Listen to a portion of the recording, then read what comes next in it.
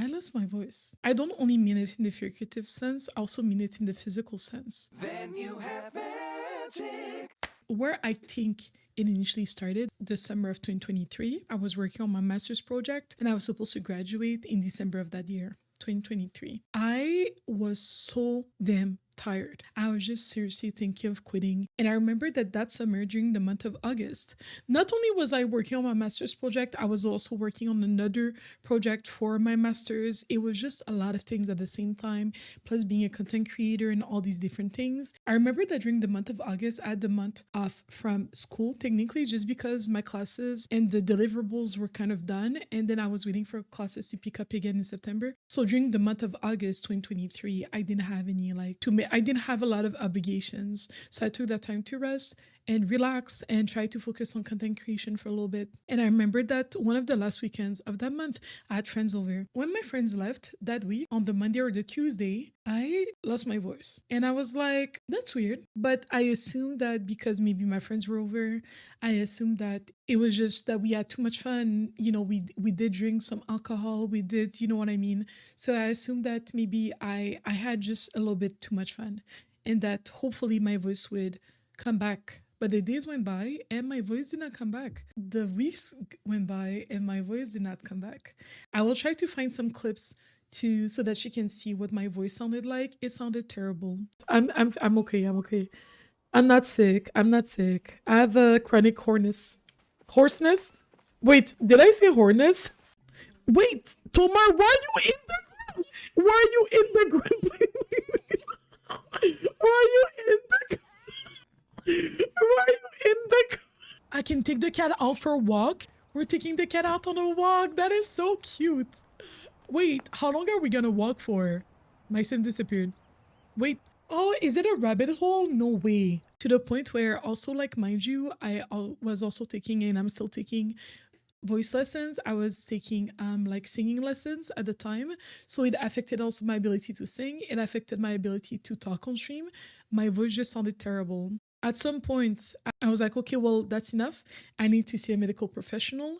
And I think at that point we were in October or something like that. Mind you, I started losing my voice at the start of September. And you know what was interesting? I was going back to school the following week. And I was like, coincidence? I think not. And then for the months that came after that, I tried seeing medical professionals. I saw my film doctor and I eventually managed to see an ENT doctor, so ear, nose, throat doctor. That took months, at least 6 months. And I was diagnosed officially with a vocal nodule. And I was like, how the heck did I get this? Typically, vocal nodules can be due to all sorts of factors, but typically it's due to misuse of the vocal cords.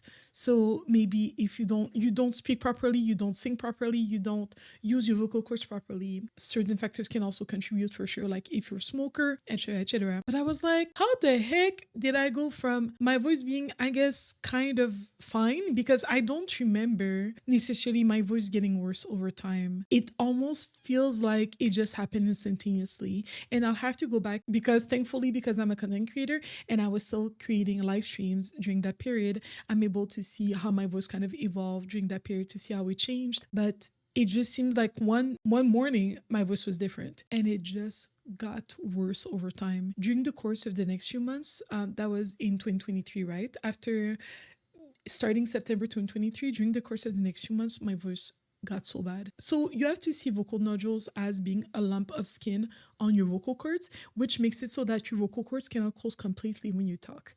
When you talk, when you want to produce noises, when you want to sing, your vocal cords have to vibrate and they have to touch. So when there is a lump on your vocal cords are not able to do that properly, which makes you sound very raspy. It makes it much harder for you to produce noises because your vocal cords are not able to close. So the air is always passing through. The other muscles that are in your larynx are going to try to compensate for the fact that your vocal cords cannot close properly. So then other parts of your larynx are now acting in a way where that they shouldn't, essentially. So some days I had so much inflammation due to like that friction with the vocal cords, that friction that's not supposed to be there. I could barely talk. I was just trying to think of how did I even lose my voice? Yes, of course, the misuse of the voice. I understand that. There just seemed to be more to this story than just misusing my voice. You know, I'd been singing for at least like 2-3 years at that point. So I don't think it would be my technique. Obviously, it could be my technique that over time just kind of like tired out my vocal cords, but it seemed like it was a bit more. Especially for women, stress can turn into chronic conditions. I'm sure that some people might have experienced that before, where all of a sudden your back hurts. Your back hurts all the time. Or you're at work working on a specific project, your back hurts. When you start working on that project, you're fine. You work on that project again, your back hurts, and you're like, what the heck is going on? Or you start having these migraines in specific situations, or just having migraines in general. And when in reality, it's your body that is so stressed out and doesn't know. I guess, like, I don't know how it works in the body, but it's also almost as if your body doesn't know what to do with the stress. So I do feel like part of the reason why I was having my voice issues was that I was going through things emotionally. I've been thinking for the past years, the past 2 years, ever since this whole saga started, I've been trying to think of how did I lose my voice? How did I develop a vocal nodule? Yes, I stream regularly. Yes, I take vocal lessons. Yes, I'm doing all these things, but I feel like it's not really telling the whole story. One of the things that I found out through my research and working with speech therapists is that the misuse of the voice is not just you singing incorrectly. It can also be you talking incorrectly. And then I realized that when I talked, I have the tendency of making myself smaller a lot. When I was a kid, I remember, or even a kid, a teenager, some friends telling me that I was really loud. Okay, my voice can project very nicely, especially when I'm feeling very relaxed and I feel like I can be myself. My voice can project very, very nicely. But it was kind of like in a way where I was told that I was out, and it was in a way where I felt insecure. I felt very insecure, as if I'm taking too much space. And mind you, I already felt like, because I'm a bigger woman, I'm a plus size woman and whatnot. I always felt like I was taking a lot of space. I always felt like I was taking a lot of space. I didn't want to stand out. I always been like maybe the only black, the only black person in the room, the only black woman in the room. I do feel like those comments influence the way that I talk a lot, heavily influence the way that I talked with people as a way to make myself smaller.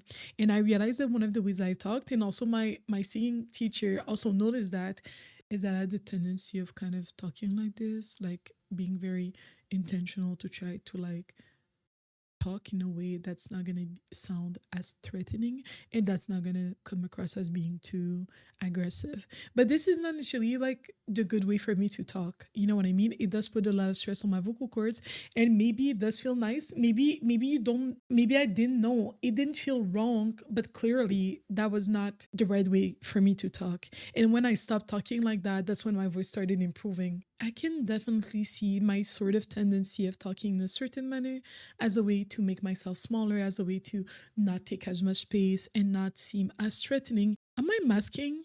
Is this what's going on? I don't think I will ever have like the exact answer to that question.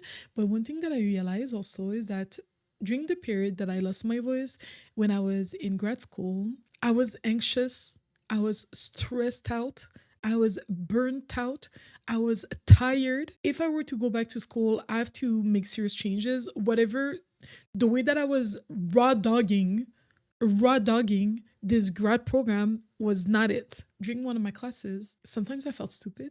I felt like I was not as smart as other people. And looking back, I do think that I am neurodivergent. I know it's like a popular thing, blah, blah, blah. I can see that for myself. And then like I felt embarrassed to ask questions in class because I didn't want to seem stupid. I remember that there was a class, especially with a specific teacher, where I did not understand the assignment. And that was a big assignment. It was one of the main projects for my master's. I don't really understand what is expected of me. And the thing is with me, if I don't expect what's expected of me, I cannot do it. But I need to feel safe to be able to ask as many questions as I want. And then it was like, when you're in class and you're trying to ask questions and the teacher is like, okay, the teacher doesn't understand why you don't understand. And then you feel bad for not understanding. And then there were a few instances where asking a question in class, and then she called me the name of the other black girl in the group, which is not the end of the world, blah, blah, blah. It's a mistake, blah, blah, blah, blah, blah. But this happened a few times. And I would correct her, and I was like, oh no, me, I'm Pink Umbrella.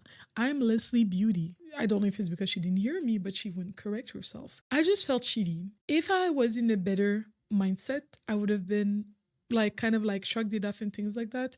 I was not in a good mindset. I felt like I was not good enough. I felt like I didn't have what it takes. I felt like I was taking up space. I felt like, I felt like I was wasting people's time when that class was about to start up again. It's interesting how I lost my voice. When you're feeling emotional and you're talking with someone, you kind of lose your voice. It's almost as if I was in a state of not being able to express myself for so long. I was not able to express myself and I was holding myself back for so long. And that stress literally moved to my vocal cords and affected my ability to talk, affected my ability to express myself, affected my ability to set my boundaries. And then a few months passed and I eventually graduated. And I told myself, now that I'm graduating, my voice should come back to normal. I was looking forward to that. Spoiler alert, my voice did not come back to normal. And I remember like I graduated like December. I went back to work full time again and I had an incident with a coworker where she called me names. I felt really upset and that really affected me. It made me feel very little, made me feel like I did not deserve my position. It made me feel like I was stupid, made me feel like I was not smart, made me feel like I was not competent. My voice got worse. My voice got worse. I wish that I did more in that moment. I was shy of dropping an official complaint to HR, which I should have done. I'm gonna snitch. I don't care. Some days my voice would be slightly better and then something stressful would happen or I was apprehending something stressful in the future and my voice would get worse. I was just worried about like, okay, at this point my voice is not getting better. Should I consider surgery? Like, what does the future look like for me? I can barely talk. I'm a content creator. I'm a singer. Like, how am I supposed to do all these things? I literally lost my voice, not just physically, but I mentally lost my voice. I lost my ability to express myself.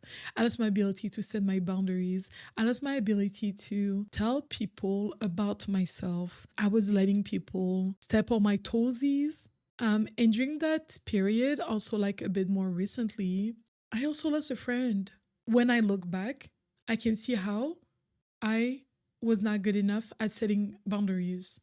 I was not good enough at setting boundaries. I decided not to express myself. I decided not to say things that I was feeling, even though I was upset with certain things. When it came down to actually addressing those things, everything exploded. It was stressful. I was so upset. I was so anxious. I was stressed out from trying to like navigate now, like, my boundaries and things like that, and just trying to like navigate my recovery. But you know what is interesting? I did go through expressing myself. And you know what is interesting? My voice started coming back. Obviously, I had the help of a fantastic speech therapist that like literally those sessions with that speech therapist literally changed my life and like the exercises she gave me because my voice is like going back to the way that it used to sound before. But I just realized that like not expressing myself, not standing up for myself, letting people walk all over me, it literally made me sick. And it makes me really emotional to say that because it took me a while to come to that conclusion. That is one of the most precious things that we have. It allows you to express yourself. It allows you to tell your story. It allows you to set your boundaries. It allows you to be your person. And having voice issues is one of the most debilitating things that I've navigated. I'm so glad that now I'm on the path of finding my voice again. I don't want to take it for granted at all. I will sing. I will speak my truth. I will speak my mind. I will set my boundaries. My voice is better, much better. On weeks where I have a lot of stress, I hear right away that sort of raspiness. I feel that sort of like inflammation. For some reason, the stress likes to be stored in a few places. Like the weight gain, the stomach aches, the headaches for me, the heart palpitations, and my voice, apparently. I lost my voice and I never want to lose it again. thank you so much everyone for watching this video. If you want some tips about like vocal nodules and things like that, please let me know. I was working on a video about that. My free time is just kind of set up funnily. So thank you for watching and I'll see you next time. Bye.